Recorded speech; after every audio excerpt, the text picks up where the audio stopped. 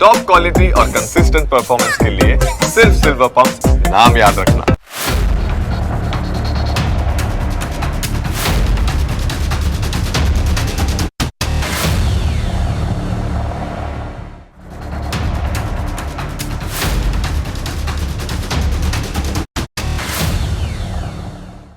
Break બાદ આપનું ફરી સ્વાગત છે.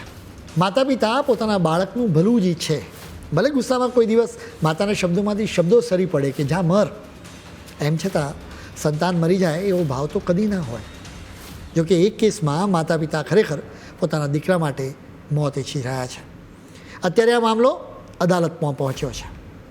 અદાલત માટે પણ આ મામલે નિર્ણય લેવો ખરેખર મુશ્કેલ છે, કેમ કે અહીં એક એવી વ્યક્તિની વાત છે કે જેની જિંદગીમાં પારાવાર તકલીફો છે. આ વ્યક્તિ માત્ર ને માત્ર મોતની રાહ જુએ છે. જોકે હવે નિર્ણયને વધારે સમય સુધી ટાળી શકાય એમ નથી. સુપ્રીમ કોર્ટ આખરે 13મી જાન્યુઆરીએ બપોરે 3 વાગ્યા મામલો ચુકાદો આપશે. અદાલત નક્કી કરશે કે એક યુવાનને રાહતભર્યું મૃત્યુ આપવું જોઈએ કે નહીં.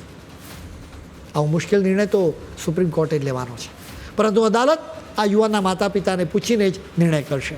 એટલા માટે સુપ્રીમ કોર્ટે 13મી જાન્યુઆરીએ આ યુવાનના માતા પિતાને સુપ્રીમ કોર્ટમાં બોલાવ્યા છે. કોર્ટ આ દિવસે યુવાનના માતા પિતાને છેલ્લી વખત તેમની મરજી પૂછશે. માતા પિતા હંમેશા પોતાના સંતાનને બચાવવા માટે આખી દુનિયાનો સામનો કરવા માટે તૈયાર થઈ જતા હોય છે. જોકે આ કેસમાં માતા પિતા તો વર્ષોથી પોતાના દીકરા માટે મોતની માંગણી કરી રહ્યા છે. આ વ્યક્તિનું નામ છે હરીશ રાણા. તે 12 વર્ષથી કોમામાં છે. તેની જિંદગી મોતના ઉંબરે છે, પરંતુ શ્વાસ જતો જ નથી. રોજે રોજ તેણે જંગ લડવી પડે છે. જિંદગી અને મોત વચ્ચેની આ એક જંગ છે, જેમાં જિંદગી જીતે છે છતાં પણ હરીશ રોજે રોજ હારી જાય છે. તેના પરિવારજનો તેના મૃત્યુ માટે પ્રાર્થના કરી રહ્યા છે, કેમ કે હરીશને તકલીફોથી મુક્ત કરવા માટેનો એના સિવાય બીજો કોઈ ઉપાય નથી. તે ન તો ઊભો થઈ શકે છે, ન તો એ ચાલી શકે છે. તે પડખું પણ ફેરવી શકતો નથી. તે હસી કે રડી પણ શકતો નથી, કે તે પોતાની જાતે જમી પણ શકતો નથી. પાણી સુદ્ધા પી શકતો નથી. તે પોતાની પીડાને વ્યક્ત કરી શકે એમ પણ નથી. તે માત્ર જીવતી લાશ છે. તેની આ પીડા તેના માતા પિતા અચૂક સમજે છે. દિલ્હીની પાસે આવેલા ગાઝિયાબાદમાં હરીશનો પરિવાર રહે છે. અહીં હરીશની સાથે તેના પિતા અશોક, માતા નિર્મલા દેવી અને ભાઈ આશીષ રહે છે. આ જ ઘરમાં હરીશ કણસી રહ્યો છે. તેની આંખો બોલે છે કે મને મોત આપો. તે એકલો સહન કરતો નથી, બલકે તેની સાથે તેનો આખો પરિવાર પણ સહન કરી રહ્યો છે. તમારા મનમાં કદાચ સવાલ જાગે કે હરીશની આવી હાલત કેવી રીતે થઈ હશે. આ વાત 12 વર્ષ જૂની છે. એ સમયે હરીશ અને તેના પરિવારના જીવનમાં કોઈ જ દુઃખ નહોતું. હરીશ એન્જિનિયર બનવા માગતો હતો. તે પોતાનું સપનું સાકાર કરવા માટે ચંદીગઢ યુનિવર્સિટી ભણવા ગયો હતો. તે યુનિવર્સિટીની પાસે મોહાલીમાં એક પીજીમાં રહેતો હતો, જ્યાં 4થા માળે તેનો રૂમ હતો. એક દિવસ કોલેજમાંથી આવ્યા બાદ તે પોતાના રૂમની બાલ્કની પાસે ઊભો હતો. ઓચિંતા તે બાલ્કનીથી નીચે પડ્યો. તેને તરત જ ચંદીગઢની હોસ્પિટલ લઈ જવામાં આવ્યો. તેના માથામાં ગંભીર ઇજાઓ થઈ હતી. તેના શ્વાસ ચાલી રહ્યા હતા, પરંતુ તે બેભાન હતો. આ મામલો અકસ્માતનો હતો, એટલે મોહાલી પોલીસે FIR પણ નોંધી હતી. હરીશના પરિવારજનોએ એ સમયે આરોપ મૂક્યો હતો કે કેટલાક છોકરાઓએ જાણી જોઈને હરીશને બાલ્કનીમાંથી ફેંક્યો હતો. પોલીસ તપાસ કરતી રહી, પણ તેને કંઈ શંકાસ્પદ મળ્યું નહીં. બીજી બાજુ ચંદીગઢની હોસ્પિટલમાં હરીશની હાલતમાં કોઈ જ સુધારો નહોતો થતો. ડૉક્ટરોએ પણ હાર માની લીધી. એટલે હરીશના માતા પિતા તેને દિલ્હીની એમ્સમાં લઈ ગયા. અહીં પણ લાંબા સમય સુધી સારવાર ચાલી, પરંતુ કોઈ જ ફરક ન પડ્યો. એના પછી હરીશના માતા પિતા તેને વારાફરતી બીજી અનેક હોસ્પિટલમાં લઈ ગયા હતા.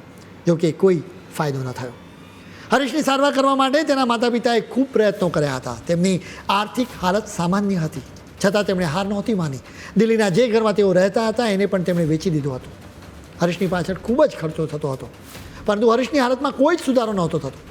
હરીશના માતા પિતાની આર્થિક હાલત ખરાબ થતી રહી હતી. તેમણે અસ્તિત્વ ટકાવવા માટે ખૂબ જ સંઘર્ષ પણ કર્યો. જ્યારથી હરીશ કોમામાં સરી પડ્યો ત્યારથી તેના પરિવારમાં ખુશીનો એક પણ પ્રસંગ ઉજવાયો નથી. કોઈ તહેવાર ઉજવાયો નથી. જન્મદિવસની પણ ઉજવણી થઈ નથી. હરીશની પીડા જોઈને આ પરિવારે એક મુશ્કેલ નિર્ણય કર્યો. એક માતા પિતા માટે પોતાના સંતાનના મૃત્યુ માટે આજીજી કરવી સરળ નથી હોતી, કેમ કે પૂત કપૂત થાય પણ માવતર કમાવતર ન થાય. એમ છતાં હરીશની હાલત જોઈને તેના માતા પિતાનું મન સતત રડતું હતું. ઘણી વખત ડુસકો ભરાતો હતો. ભગવાનને સવાલ પણ પૂછવામાં આવે કે હે ભગવાન, અમારા જીવનમાં કેમ આવી પીડા આપી. આખરે પરિવારે નક્કી કર્યું કે હરીશને પીડાથી મુક્તિ મેળવી જોઈએ. તેને મોત મળે તો જ તેને મુક્તિ મળે. એટલે જ આ પરિવારે દિલ્હી હાઈકોર્ટના દ્વાર ખટખટાવ્યા. તેમણે અદાલતને કહ્યું કે અમારા વહાલા દીકરાને મોત આપો, કેમ કે તેનામાં જિંદગી જેવું હવે કશું જ બચ્યું નથી. દિલ્હી હાઈકોર્ટથી આ મામલો હવે સુપ્રીમ કોર્ટ પહોંચ્યો છે. અદાલતે હરીશનો મેડિકલ રિપોર્ટ તપાસ્યો છે. આ રિપોર્ટમાં લખવામાં આવ્યું છે કે હરીશની હાલત સુધરે કે તે કોમામાંથી બહાર આવે એવી કોઈ જ શક્યતાઓ દેખાતી નથી. હવે 13મી જાન્યુઆરીએ અદાલત આ મામલે નિર્ણય લેવાની છે. ભારતમાં કર્ણાટક પહેલું રાજ્ય છે કે જ્યાં સન્માનની સાથે મરવાનો અધિકાર લાગુ કરવામાં આવ્યો છે. અહીં ગંભીર બીમારીથી પીડાતા દર્દીઓ કે લાઈફ સપોર્ટ સિસ્ટમ પર જ આધાર રાખતા લોકોને ગરિમા સાથે જીવન સમાપ્ત કરવાનો અધિકાર આપવામાં આવ્યો છે. જોકે એ પુરવાર કરવું પડે કે તેઓ સાજા થાય એવી કોઈ જ આશા નથી. દુનિયાના કેટલાક દેશોમાં ઈચ્છા મૃત્યુ લીગલ છે. આવા દેશોમાં Australia, Belgium, Canada, Netherland, Spain, Portugal, New Zealand, Colombia અને ઇક્વાડોર સામેલ છે. ઈચ્છા મૃત્યુ માટેની માંગણી કરવી એ ખરેખર પીડાદાયક વાત છે. આ મામલે નિર્ણય કરવો પણ ખરેખર મુશ્કેલ છે. ખેર, જતાં જતાં હવે તમે નેચરની થીમ પર બનેલા ગુવાહાટીના એરપોર્ટ પર એક નજર કરો.